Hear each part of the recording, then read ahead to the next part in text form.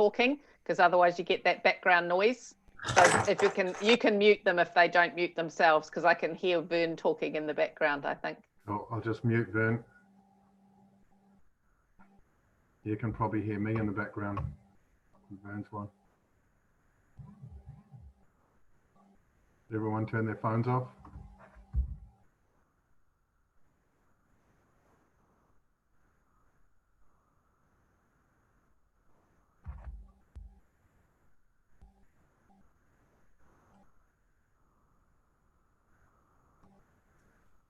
Okay, we're live, good to go. All right, cool. Welcome everybody. 6 p.m. OTCB meeting, almost on level 1, which is great. So we'll crack straight into it. Do we have any apologies or leave of absence? I think we've got everyone attending.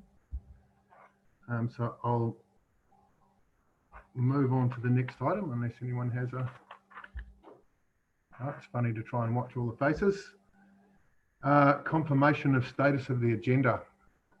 So you'll see there's an addition there to the Onewhero-Tuakau Pukekohe bus service. I'll move that that's added to the agenda and put up as the first item. If someone would like to second that. Second. All those in favour, raise your hands. Thank you. You're happy there, Lynette? Disclosures of interest. Are there any disclosures of interest? No, thank you. Confirmation of the previous minutes from March. Does anyone have any queries there?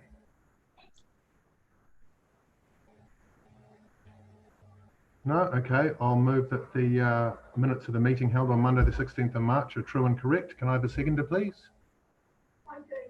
Jonathan Lovett. All those in favour? Thank you. All right, well, we'll move to the first report, which is around the Onewhero-Tuakau bus service. And we have Mr. Andrew Carnell presenting. Welcome, Andrew. Good evening, everyone. Can everybody hear me okay? Yep. I'm seeing fervent nodding, so I assume that's a good sign. Thank you very much for the opportunity to speak tonight, and thank you for letting me go first also. Just wanted to provide you all with an update on the Pocono to Pukekohe bus service. So we have obviously had some delays with this project, and unfortunately, we've also run into some further delays this year, no doubt, in part because of COVID-19, and we've had a procurement freeze for the past few months, and staff have been hurriedly trying to get bus timetables together, get bits of information on buses for information to passengers and things like that. So the upshot of that is that unfortunately we've going to have another delay to the implementation of that service. So I know that's not good news for the community, and we are trying as hard as we can to push this one forward as quickly as we can. Now that COVID-19 sort of settled and out of the way, we can get on to delivering that service for you guys. So we're going to put a timescale forward of a maximum of 6 months for this. We are going to try and work with successful tenderer to see if we can implement that quicker than 6 months. So it could be as short as 3 to 4 months, but it's more likely going to be a little bit longer than that. But really just wanted to give you an update around that as well. We've taken the opportunity during this period of COVID-19 and our procurement freeze for just a period of reflection on the service that we're delivering. So we've had a number of conversations with your councillors around what the shape of that bus service might look like going forward. The upshot of that is that we're going to stick with the original plan, which is a bus every 40 minutes between Pocono and Pukekohe, starting about 6:15 in the morning and through to 7 o'clock at night. Last bus leaving Pukekohe from 7 o'clock. So that's the plan. We've also been talking around potential demand responsive services in the area.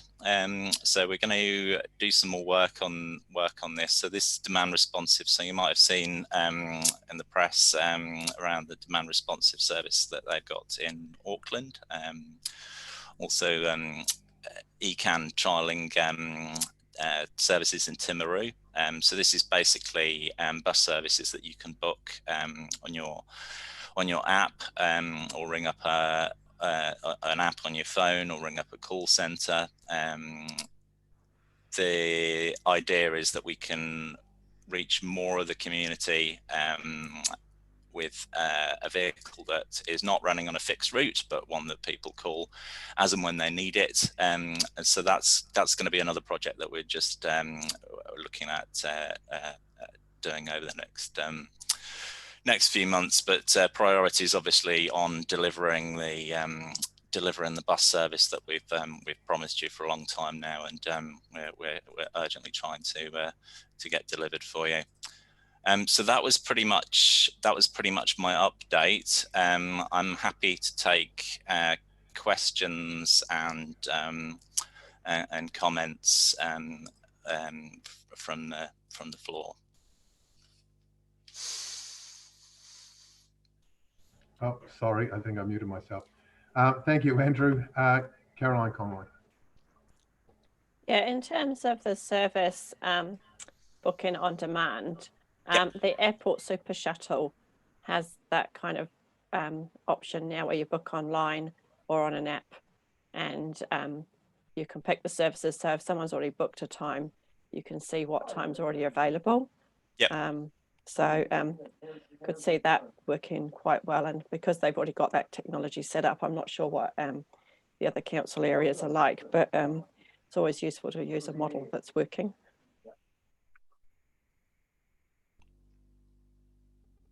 Okay, look into that. Thank you. All right. Anyone else have questions? I've got it. Sorry, Caroline here. Look, thank you for the update, Andrew. I may have missed the information, but have you got a length of time for that trip? How long is the trip going to actually take? What, from Pocono to Pukekohe? Yeah. So yeah. What?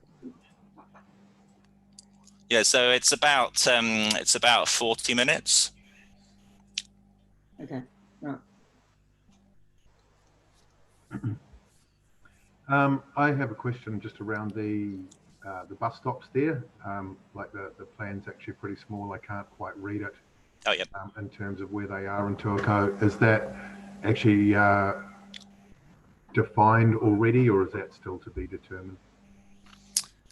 Within Tuakau, need to do a little bit more work with District Council on the siting of the bus stops in Tuakau. Councillor Church raised the point that there weren't as many bus stops in Tuakau as there were in Pocono.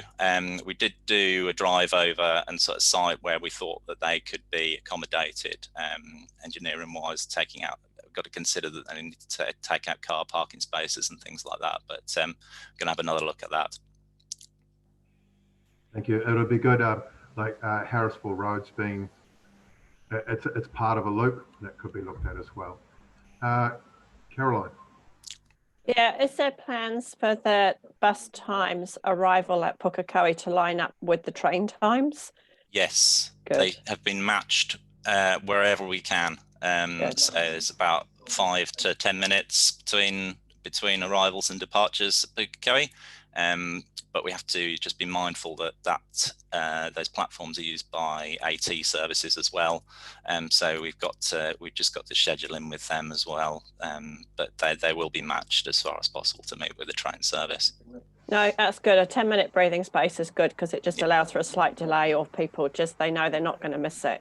So, but it's when you just see it the train sailing out the station as your bus arrives, it's not so good. All right, does anyone have any further questions?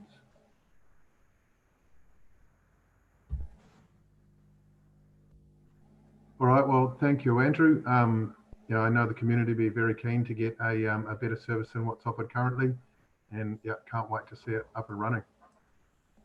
Thank you very much for your time. Cheers. Bye-bye. All right, we'll move on to agenda item 5.1, the representation review update. Brendan, if you'd like to talk to that. Thanks, Sean, for that, and tēnā koutou katoa to all the board chairs, all the board members, I should say. I've just got to provide a brief presentation to the board to provide an overview of the representation review that will be taking place over the next 18 months or so, and if we have time to pose a few questions to get feedback. So with your permission, Mr. Chair, I'd just like to share a brief presentation. So hopefully this will work.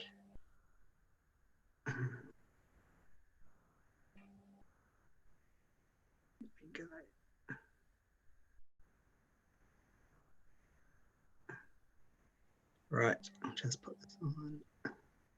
There we go. So hopefully everyone can see that.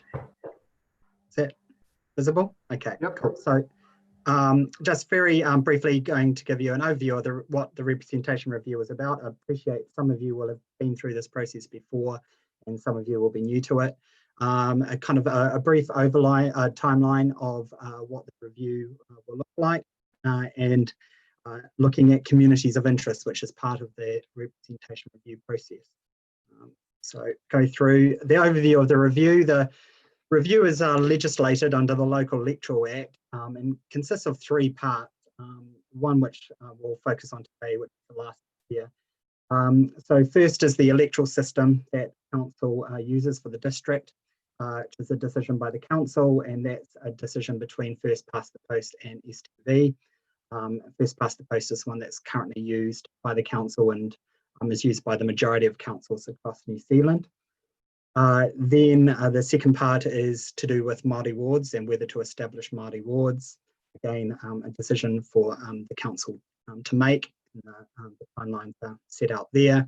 The last one is probably the more substantial part of the review, which looks at the representation arrangement. So how many members, elected members, does the council have? How many wards, how many community boards, and the makeup of community boards and the like. So that forms that part of the arrangement. And as you can see, the formal process doesn't really kick off until 1 March next year, but obviously we want to kind of get it underway sooner rather than later, because there's a lot of information that we need to get from our communities. So moving along, the representation arrangements review, so that's the third part, as I mentioned, deals with the elements referred to in that first bullet point there. The three key factors that we as a council and organisation need to consider are communities of interest, which I'll come on to a wee bit later, effective representation of the communities. So once we've found out where our communities are, how are they best represented? And that considers the number of elected members and where the boundaries should be.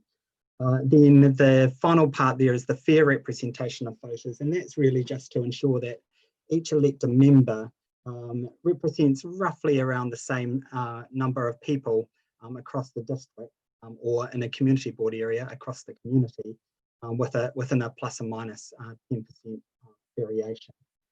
So the other factors that we look at as part of the review. Now, I was just going to briefly touch on the determination of the Local Government Commission in 2018. The The Commission is an independent body that oversees the review process and deals with any appeals objections at the very end, if there are any. And for a couple of times now, the Commission has made it quite clear that the Council needs to have a closer look at particularly the communities of interest issue. And so for the review that we're going to undertake now, we're doing a far more detailed approach in terms of looking at our communities of interest and ensuring that we have the information that can be provided to Council when they consider their options at the beginning of next year. In terms of timeline, it's just a very high level of what we're looking at there. So from now until February next year, we'll be undertaking some early consultation, and we're just finalising that consultation strategy at the moment with our communities, not only to consider that issue of communities of interest, but also to get their views on options for what representation arrangements would be preferable for them. And that will obviously involve various workshops with both councillors and community boards. And then from the 1st of March next year, Council is able to decide on an initial proposal. It can only decide on one proposal, while it can review various proposals up to that date. The one that they need to send out for consultation is only one, and then there's a period where submissions are received, there's a hearings process, and then Council then considers those submissions and if necessary makes any adjustments or amendments when deciding on a final proposal, which will be, they said, around the June, July, all going well, June, July next year. And then there's a process where anyone who doesn't like that final proposal can lodge an appeal or an objection, and if they are received, then the matter is then referred on to the Commission for a final determination. With that in mind, I'll stop there before I go into communities of interest and stop sharing screen, but to see if there's any questions at this stage, just on the brief overview. Andy. Kia ora, Brendan. Thanks for Kia ora. that. Look, just wanted to ask what the Māori wards, what would that look like? So the Māori wards is a provision under the Local Electoral Act where the Council can consider whether to establish Māori wards in addition to general wards. And the process under that is that should the Council establish those Māori wards, then they have to notify that to the public, and the public are then able to call a poll or a vote for across the district. And if that poll goes against the decision of the Māori wards, then that poll is binding for the next 6 years. So from a practical perspective, a number of councils have tried to establish Māori wards over the last 10 or so years, 10 to 12 years, but have been unsuccessful simply because the poll, you only need 5% of the population to call for a poll, which is quite a low number. And then once the poll goes out, invariably the majority vote against it, usually quite substantially against it, which unfortunately is a kind of a letdown of the legislation that it kind of restricts the ability to establish Māori wards in many ways. And that helps. Somewhat. Yeah. Thank you. Caroline.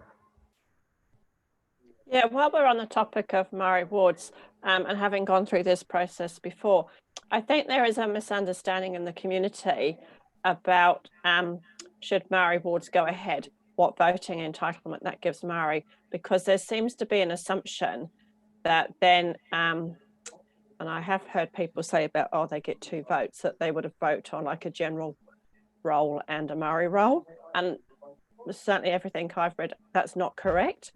And I think it's really important that appropriate information goes out. I mean, one of the most disturbing things is that the majority of people that vote are not Maori, and yet they're making a decision about another group of people, another community of interest. So unfortunately, that's legislation, but it's unfair. It's unfair from the time you even start that process. So I think there do need to be strong advocates. The new Plymouth mayor was a case in point who took a very strong position on this. And I think we do need to make sure that there are strong advocates in support of this. It's already known that I support Maori wards. So I think it's something that needs to be done in a very positive way. There's lots of positive benefits from this. Some of the regional councils do have Maori wards, so there is some good examples. And I think, you know, we do need to look carefully at this, given the significant Maori population that there is in Waikato and their underrepresentation currently on council. Thank you, Carolyn. Mirella.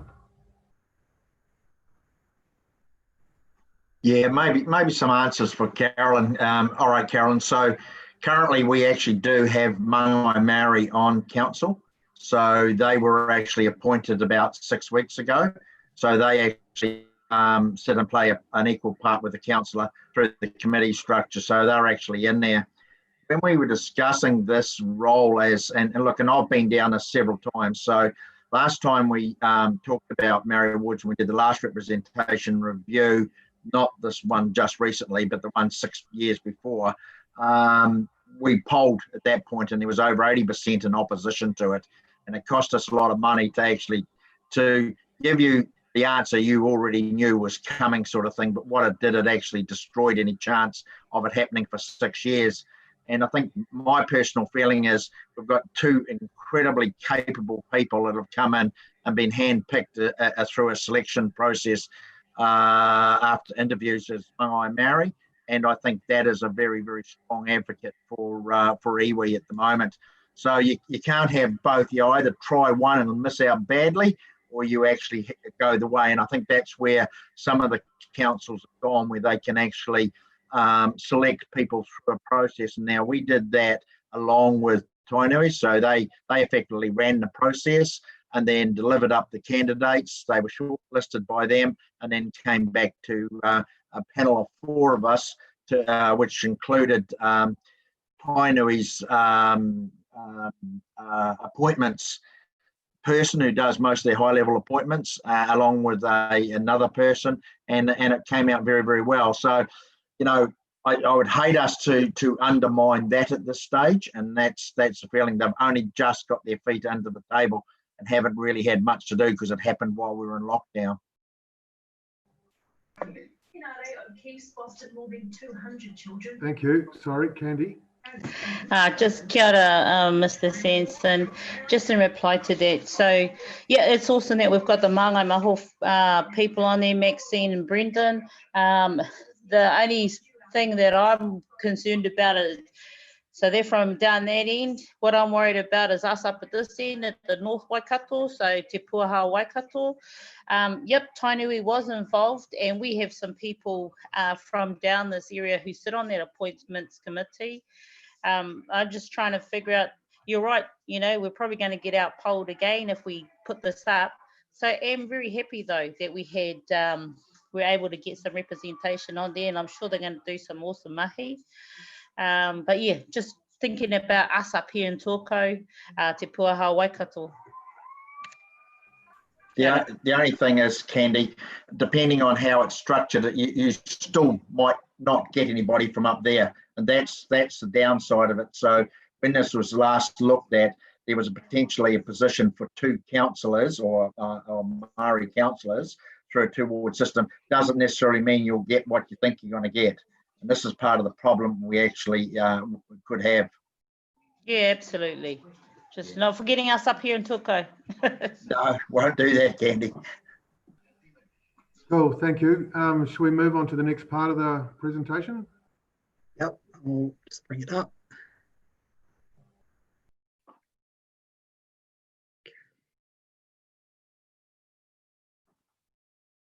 Right, there we go.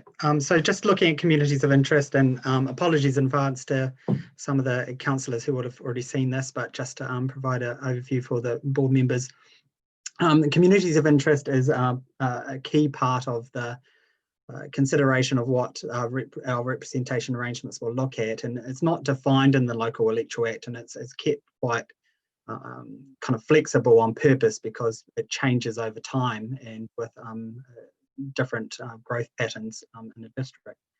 So there's three parts to the communities of interest. The first is perception, so a community's or individual sense of belonging to a defined area, so where they feel that they belong. So it's very much a subjective viewpoint, and that's where we'll be trying to get individuals in the communities to provide some feedback. There's also functional or objective parts of this equation, which looks at how the councils are able to identify and meet the needs and provide the services to that community within a reasonable economy, so that it's affordable. So that could be anything from looking at population statistics through to where people go to shop and go to community facilities to get a better idea as to where communities have some similarities. And then the final part is a political question of how council can ensure those communities are effectively represented and that the workload's distributed evenly across elected members. So that in a nutshell is what communities of interest is about. And the whole idea is tries to group communities together that have kind of a similarities or aspects in common across those three different areas. So finally, I'll just posed a few questions there, and depending on how you would like to approach this, Sean, can maybe just pick one or two and then just leave the others, and I can circulate this later and the board members can fire back any sort of views or feedback they have. But I thought in particular the first one would be good to kind of capture some thoughts from you all who've lived in the community to I suppose let us know, give us some examples of things that have changed in your community in the last 3 to 6 years. And so that will help us to kind of get a better sense of where communities kind of connect or where they're quite distinct. And apologies, I should have said right at the very beginning, we've got Anton here as well. I should have introduced Anton. Apologies, Anton. So he's there, and he does a lot of work in this area to help map out where our communities of interest are. So Sean, I open to you on how you would like to approach this, whether you would like to kind of take this away to think about as a board or whether you'd like to discuss now. I mean, I think we probably need to have a bit of a chat about it, but like you say, it is happening over the next couple of years. I'm happy to take a few comments from people, but not too many. Would anyone like to stick their hand up first with questions around, I guess, what changes you've seen in the community in the last 3 to 6 years? Caroline. I think one of the biggest changes, and even though it's older than 3 to 6 years, was the inclusion of some of the old parts of the Franklin ward into the Onewhero-Tuakau area and to the Waikato District Council area. That then there's certainly some areas on the boundary that don't line up with communities of interest, and certainly like the only area where I live, Glenmurray, there's a larger community of interest than would currently be covered. The boundary for the Onewhero-Tuakau Community Board basically stops at my fence line, and yet the community of interest, if Glenmurray's to be part of the Onewhero-Tuakau Community Board, goes beyond that, goes further down the road. It's not the natural point of cut-off.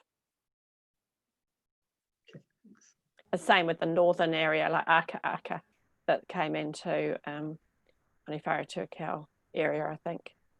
So yes. Those are new additions. Anyone else? I'll make a couple of comments then, just around, I guess, ensuring that we've got latest data. I remember with our census, I'm not sure where we're working off with the figures in terms of our local population. And just to point out, I guess, the Onewhero-Tuakau Community Board is a very large area that we cover, and there's been many discussions amongst the board whether those boundaries should still apply or whether they should be adjusted or split into two boards or whatever that may look like. So we'll be keen to keep updated on that. I'm not sure whether Vern has any comments on being a real estate agent, but I think we have, obviously with the population coming into a town, a lot more commuters and people like that are often spending a lot of their time in Auckland and essentially come here to sleep, which is never great for a town, I don't believe. That'd be my observations. Does anyone else have anything further to add? Any questions for Brendan?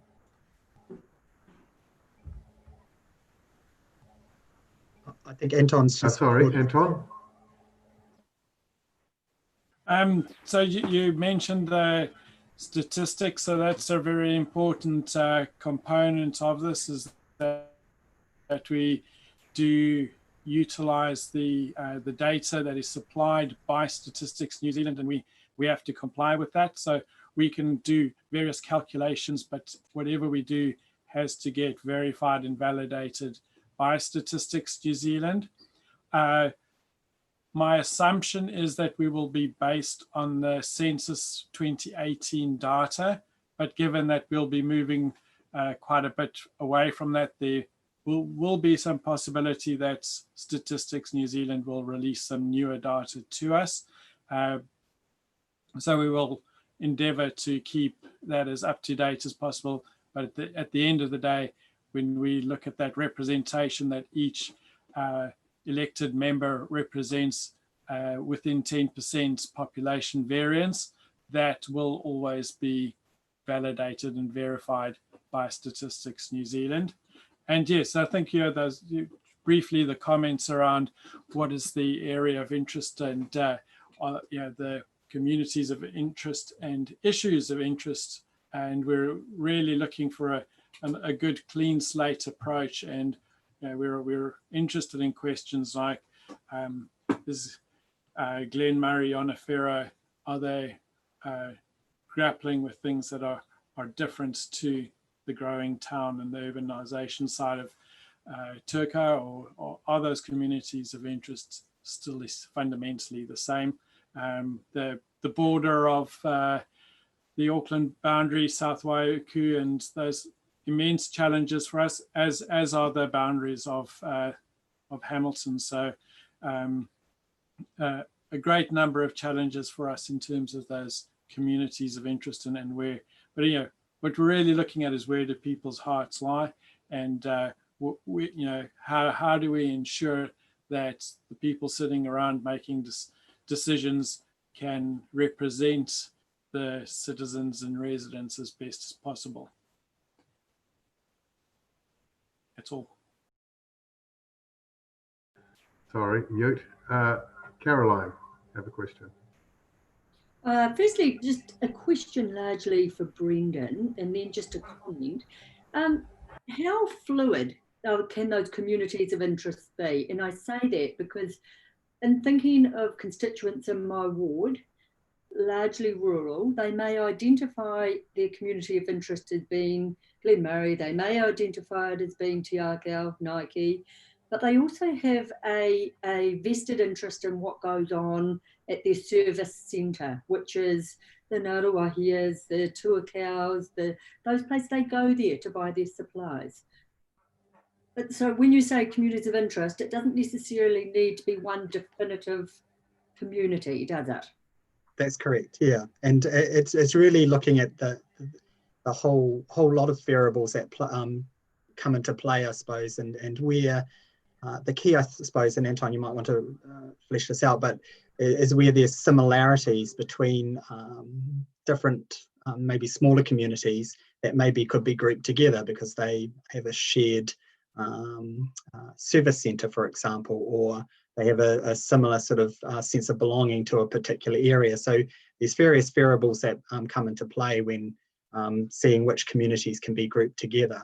I'm not sure if that addresses, sorry, your question, Councillor.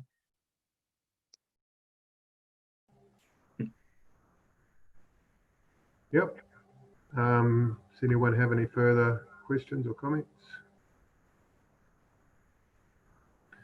I think it'll be, as we go through the process, you know, people wanting to make sure both the rural and the urban voices are heard. There'll be lots of discussion. So thank you both for taking the time out. Thank you for that. Yeah, All right. thank you for your time. All right, you're welcome. Okay, we'll move on then to item 5.2, discretionary fund report.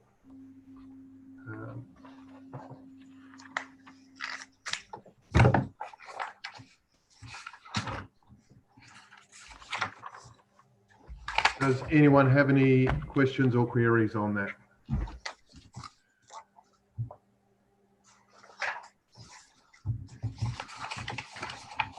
I have one. Just around the timing of the funding annually. What is that date?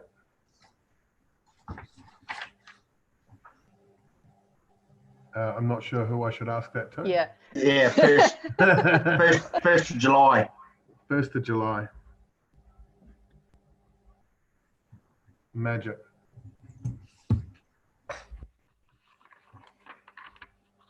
Okay, if no one has any further questions, we'll move on to item 5.3, projects and issues. And so the floor is yours. All right. The projects and issues this month, it's been a bit of a mission trying to corral all the troops from their various houses and locations and shifts. So we've done the best we can. I do have a few verbal updates for you as well. So what I will do is I'll let you know which ones I haven't got updates for. I'll read out the ones I have got updates for, and then we can open the floor to questions. Does that suit, or would you prefer to go through them one by one, and then if there's any questions? First one? Okay. So I apologise, I don't have an update for the lighting at Port Waikato, but we will definitely have one next time. There's an update there for the Onewhero Domain Trust BMX. Then there's also an update there for the George Street Buckland cleanliness of Tuakau Township. Again, apologies, there is no update available. It is being followed up. 5, 6, 7 all have updates there, so I can take questions later, as has number 8. Iwi engagement strategy, I have an update to say that was Sam did supply that for Candy, so you've got that. Cool. Number 10, options for the out of cycle speed limit bylaw changes. Let me just get, I have got an update on that one. Okay. This is from Gareth Bellamy, who is our safety transport person. We are starting the process of a 10-year speed management plan and won't be considering ad hoc changes in the meantime, but will incorporate them into a district-wide approach. Okay, so that was Gareth's update on that one. Truck parking. I've got an update from my monitoring and enforcement team, basically the parking team. So the compliance team visited Tuakau last week to assess the alleged truck double parking issues. They conducted a couple of drive-bys through the township and then spent at least half an hour stationed on the main street to observe. There was no observation of double parking during that time. The team feel that routine patrols could be established to gain a better idea of the incidence of trucks double parking. There's no routine patrols currently focused on this aspect in Tuakau. It might also be worth considering restrictions on trucks in the bylaw when it is next reviewed. So that's the feedback from the monitoring team. So they are going to look at possibly a few more routine patrols through the Tuakau area. Okay, at the moment they don't, they're not active there most of the time. Okay, so that was 11, and then 12.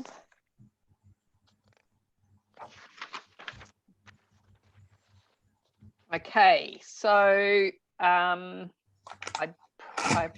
assuming you're not going to be very happy with this update, Sean. The Dominion Road, Harrisville Road Bridge is on hold while we review the heavy traffic routes across the Tuakau area. They're trying to ensure the heavy traffic routes facilitate the most efficient movement of freight across the district, and it may mean that they have to look at the different bridges across the district too, when they do their whole analysis of all the bridge replacement and upgrading. So that is the feedback that I've had on that one. Okay, so that is the 12 actions. So I'm happy to take any questions. Not saying that I'll be able to answer those questions, but I'm happy to go and get further information for you if you require it. And if there's any new issues, happy to take those on board as well. Thank you. So, Stephanie. With the truck parking on the main street of Tuakau, it was my understanding that some of those businesses don't have a service lane to have their deliveries come to. Is that correct? Yes. I can comment on that if that's all right. So at the rear, the West Street in Liverpool, there is a lack of, I guess, with the car parks, and there's all sorts of odd-shaped private sections that people cross various different parts of land. So there certainly is some issues, and I think it would be a great thing if we could coordinate conversations between all those shopkeepers and council and see if we could come to an arrangement around those car parks of the future, because there's a lot of unused, badly utilised land there. There were discussions back in Franklin days to do just that, and it was going to be totally reconfigured. Yes, I believe that was, just coming up prior to the split or the change of the Auckland Super City, and then it just fell by the wayside, unfortunately. Okay, so the action, I'll go back to the team and talk about how we might facilitate a more holistic kind of overview of what's happening rather than just targeting that double parking. Is that what I'm hearing? You kind of want to look at the car parking and how those back streets are used or not used, all of that. Okay, so I'll find the relevant person or people, and we'll see if we can progress that. Is that correct, Stephanie? Yes, it is. Yeah. Cool. Thank you. Okay. Caroline Eyre. Thanks, Sean. Just a clarification on the lighting at the port. Is that the Ocean View lighting we're talking about? Sorry, is that? The Ocean View Road? Make sure I'm not sure on that. Okay. And because if it was, though, that was one of the projects that had been included in the application for the Spade Ready projects. Okay, I'll check that. I'll get them to reconcile against that. So what was the name of that? Ocean View? Ocean View Road, correct. And may I just ask another couple of questions, as quick ones? The district-wide review on the speed bylaw, just in the regular bylaw cycle review, is that correct? I'm assuming so, but I'll get a definitive answer for you from Gareth. Okay, and likewise for the bridge, district-wide bridge analysis. Yeah. As well, if we get a timeline of when they made timeline on them. Yeah. Thanks, sir. Does anyone have any other questions? Okay, I've got one. I'd just like to comment, and there's a number of these things here that I think are hopefully going to get addressed, like levels of service around our Main Street cleanliness and the bins and things like that. So I'd love to add that infrastructure project list that Roger's working on, and those level of service to this, just so that we can get a time frame on it and have an understanding of when that will happen. That was the presentation that Roger gave on all the time frame around that. Yes, yeah. The Yes, time there yep. was two things. There was Yep. time frame around the levels of service. Yep. And also around that infrastructure project list. Yep. That's quite timely, because we are working through those things at the moment. We're prioritising what are all the bits, because Roger's very conscious that he presented quite a lot of really good initiatives that were very well accepted. So we're now working through how we can actually get those rolled out and what the prioritisation is through that. So we'll be getting an update from him probably next week. So I will I'll feed that through to you guys once we've got a better idea, because they certainly did have some of those pilots they'd done with some of the other community committees and the community boards around pulling together that picture of when everything, like when the lawns were going to be mowed and when the street was going to be cleaned. They were very useful tools for the community boards. So yeah, I'll follow that up for you and see if we've got some timelines and when that's going to happen. Thank you, Sue. Candy. Kia ora, Sue. Look, just wanted to touch on number 9 there, the iwi engagement strategy. So I did receive the document. It was back in 2010. I do understand, though, that there is going to be a review of it. Just wanting to know what that might look like, and definitely interested in being part of that, if that's made available or possible. Okay. Oh, look, we've got Sam here. Sam, are you able to give Candy an update on that? So what you're asking again? Would you like to repeat your question, Candy? I understand. Well, thank you, Sam, for sending me that document from 2010 received. And I understand that there's going to be a review around the iwi strategy.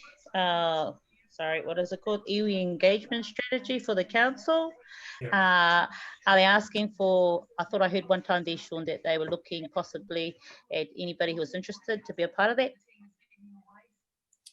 I don't really understand the process for that, but if it comes up, I'll let you know straight away. Okay, I'll follow it up with Jake as well. They're probably driving that as well. So that's our communications and engagement manager. So I'll follow up with him as well and see if I can find out what's happening. Thank you. I did hear Brendan. I did hear Brendan Green was leading that. Okay, I'll follow that up, no problem. I got a meeting with Brendan on Friday and I'll ask him. Okay. Thank you, Sam. Stephanie, do you have your hand up still? Sorry, I don't. Okay.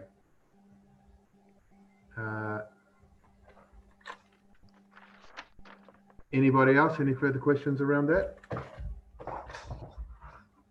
No? Excellent. All right. We'll move on to the item 6.8, which is the WDC executive update.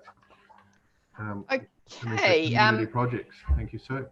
I'll just keep that short. So it's really just to, I mean, the point of this update is just to give you a little bit more awareness of what's happening back at the ranch. So obviously the teams are still in what we call shifts. We've got a lot of people still working at home, half and half. Obviously with alert level 1 coming in, we're going to be reviewing that, but we will probably continue having that split for a little, for a week or two.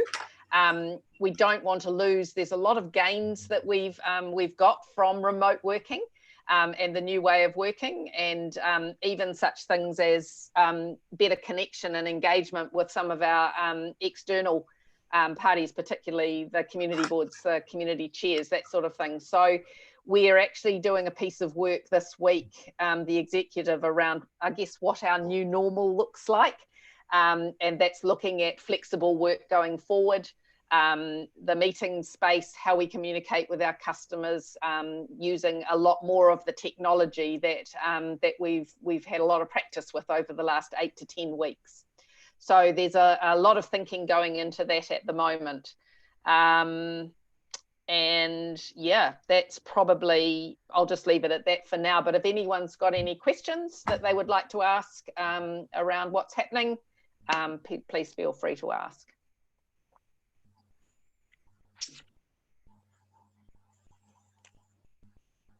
Nope. Cool. Mayor Allen, you look like you have something to say. Yeah, look, I'll just try and take the mute off. Yeah, just in reply to Sue's comment, for those that actually watched the announcement yesterday, not yesterday, today, which we all knew was coming, there was a very, very, very strong message that came from the Prime Minister in relation to people that need to get back to work, meaning we really do need to get back to some synergy of normality. And I get what Sue's saying, but I probably would say to Sue, when she took the ELT, because she was there before I see them again, that that message was pretty strong. Civil servants need to be back doing their job, and she made that pretty clear. And I suppose I'm repeating that same message too. You know, I get the gains thing, but I get the problems that actually leaves when I walk into the office and can't find people because they're remotely and I don't have their numbers, their emails or anything like that. So just remember, we are a client-based organisation, so people need to be able to talk to us, not at home, but at work. Right. I'll pass that on. Yes, please. Thank you, Muriel. Caroline. Yeah, I would counter that. I mean, as someone who's worked heavily on Zoom over this period, is that actually, you know, the customers having your contact numbers is just a communication issue. It's a new way of working. Having people who, you know, it's about flexible working and actually opening up workplaces to more people. And having someone working from home may actually mean they're closer to the community where the issue is and be able to respond more quickly. So actually just giving them a work cell phone or having those cell phones available on the web page is, you know, an easy way to overcome that issue. For instance, you know, if you've got some of your, I don't know, roading team or people out in various communities, they'll respond much more quickly if there's an incident locally. So I think it's just overcoming some of those issues rather than actually forcing people back to work, when actually I think the research has shown there's quite a few people who work more efficiently at home than they do in the office, and actually being able to respond. There's certainly, we don't lose the gains, and yeah, look at ways of addressing the issues of face-to-face or customers. Are you saying, Carolyn, we weren't working efficiently before? No, but making everybody have to go to Ngaruawahia to go in the office is not a very efficient way for customers to interact with council staff members. You can still do a Zoom from your office desk. What I'm saying is I had to ring 3 people to get 1 staff member's number today. And just remember, most of our staff don't have council cell phones, so their numbers are private numbers. Yeah. So you just have to remember, you cannot broadcast private numbers up for people to contact. Just doesn't work. Yeah, no, I'm aware of that, but there is certainly ways of overcoming that. Like either those people can be contacted by email and then they phone out, or there is remote ways. There is ways of doing that. Yeah, and that's the sort of thing that we're looking at, because obviously, as Mary Ellen says, our primary responsibility is to ensure we are available for our customers. And so we are looking at the mechanisms, we'll, you know, being able to keep some of those gains, but also enhance those service levels to our customers at the same time. So we're working through that blend of the flexible working, the technology availability, using more Zoom with customers who don't want to come into our all the way into our service centres, and making everybody contactable when they are not in the office. So those are all the sort of things that we are going to be looking at, because it's a fair point. We are customer facing, and we need to be available for our customers regardless of our location. Yeah. Thank you. You've got your mute on, Sean.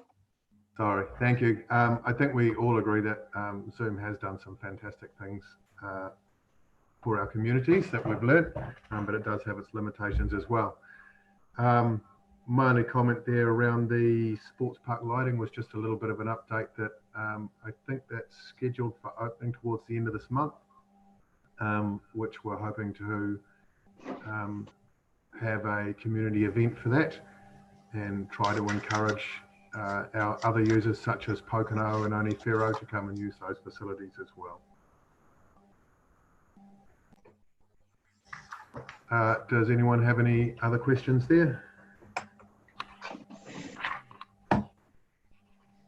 No?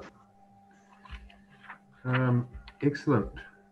Item 5.5, Chairperson's Report. I apologise I didn't write one for the agenda, out of kilter a little bit. Just had a couple of things to add. We'll have Andrew Bailey, who tried to come to our meeting last, whenever that was, March. So he's keen to come to the next one. We'll have our workshop on the 30th of June at Port Waikato, I believe, predominantly to go over our OTCB planning further. And I'd just like to say, and to anyone out there that's listening, just to encourage them to watch those YouTube meetings that the council are holding. It really helps everyone get on the same page and the same wavelength of thinking, and I think we'll make a lot better progress because of it. Item 5.6, councillors and community board reports. If we can keep them brief, shall we start with our councillors? We'll start with Jackie Church. No? Stephanie Henderson. Yeah, no, through you, Chair, because I'm not a delegate to the your community board, so it's best to go through the chairs. I'm just here to observe. Yeah, thank you. Sure. You were just burst on the screen. Stephanie. No, I haven't really got anything. We've really been working on the buses. It's been the main thing that we've been trying to get going, and really looking forward to when they finally hit the tarmac. Cool. Thank you. Councillor Eyre. No, I probably haven't got much further to add. I think it's been all well covered, but I will make a comment just in respect of how effective these Zoom meetings have been. And I certainly endorse what Carolyn's saying in that if you look at our participation rates from our workshops, and you look at the views on YouTube that our council meeting has got, that's great to see. It's served to increase transparency, I think, about decision making. So I certainly have no problem with continuing the platform of meeting remotely. Obviously, that said though, we haven't got any permanent legislative change to allow us to do that.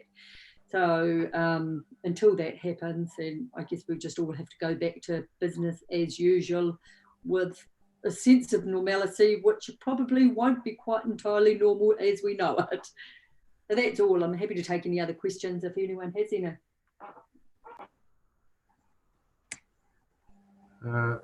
Thank you, Caroline. Jonathan, do you have anything additional to add, or do any of shall I just open that up to the community board generally? Nothing really to add at the moment. I mean, a lot of our little groups are starting to are murmuring about organising meetings in the next few weeks now that everything's back to normal. So I'll probably get a little bit more of an update on things. It's been a little bit hit and miss with trying to get hold of people around the area. It's not always everybody's home or they're out on the farm, so it's all right. But other than that, yeah, I think, things that there's signs of meetings coming up, and I think people are sort of glad to be sort of back on par for now. So yeah, hopefully they have a bit more information soon. Excellent, thank you. Vern or Bronwyn, are you? Yes, yeah, here, Sean. Can you hear me? Yes. Okay. Very keen to continue where I campaigned from in regards to looking at there being 2 community boards. So I look forward to having some further discussion with Anton and Brendan in some ways to see how we can begin to look at moving this forward. That's what I campaigned on. That's what I believe very strongly in. I know there's division of thoughts in this area, but I actually believe still that it is the best thing for both communities. So I just want to go on record for this evening's meeting that I'm going to start to talk to people about how we might begin to move this process forward. Other than that, I think I could handle that truck situation, Sue, as my office is on the main street on a daily basis. And I am so surprised that your people have got no result from that whatsoever when it happens every 5 to 10 minutes. They might have just been in the... Bronwyn is here with me. Bronwyn. Hi, hi everyone. Just to follow on from Vern, I was sitting today in a cafe and I watched 4 trucks go past because it's the in the main street. So I think it would depend on what time they were there and because today's Monday. Also, does anybody know there is a bus that comes up from Hamilton daily? It gets into Tuakau at about 11:10 from Hamilton. It goes to Pukekohe and then it returns again about 2-ish or 2:30 in the afternoon. I'm not sure whether the Waikato District Council is aware of that, but it has been happening for some time now.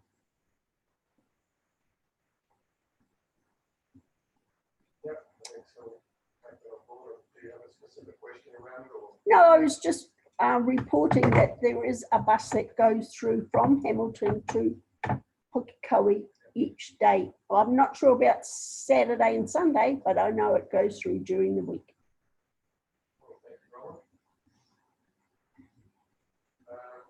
You're on mute, Sean. Sorry. Thank you, Bronwyn. Did I get around everybody? Did I get you, Candy? Or Caroline Conroy? Yeah, just to add, while everybody's talking about normal, getting back to normal, as the health professional in me would like to remind everybody, we are living in a COVID world still. And whilst we might be in the safety of normal while our boundaries are closed, most countries that have relaxed their lockdowns have found a second wave of COVID come forth. So please be vigilant and stay at home if you have a cold or a cough or the flu. We still got the winter to get through. I did have a chat to Pam Story from the Regional Council, who's our Regional Councillor, about where the council or the government is at in terms of elite soils.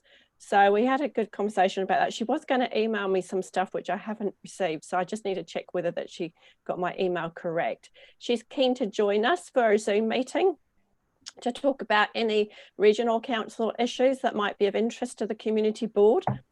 So I said that to let us have the first run of a Zoom meeting tonight, and then we can look at setting a future date for herself. And I've just got to ring Fred as well as the other regional councillor for the area to see if they'd both like to be involved, because I'm sure they've been involved in different committees and different portfolios. So I'm progressing that, yes. And just in terms, I didn't get a chance to put my hand up earlier with the Tuakau Library. I know we've had mention on when we're drafting sort of our priority projects for the area, with the Tuakau Library. I mean, that could be an option for a parents' room or provided within that.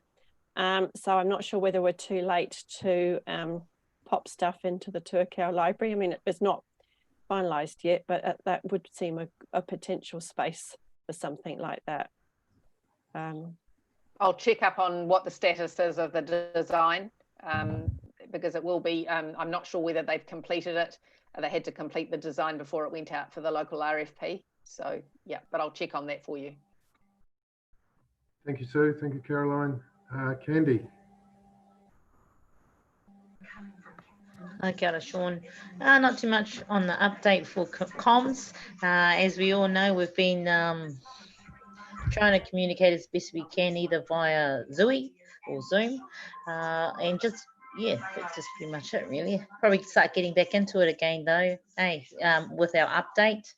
I know Jonathan shared with me a contact from, what is it called, Jonathan? Who was that guy?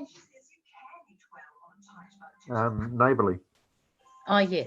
So Yep. just taking notes down of our hui tonight so that we can update not only our page, our community page, but also with that guy too. But we'll run that past ourselves again on our messenger. Awesome. Thank you, Candy. All right, well, that brings this evening's meeting to an end. Not too long, which I think is possibly a good thing about Zoom as well.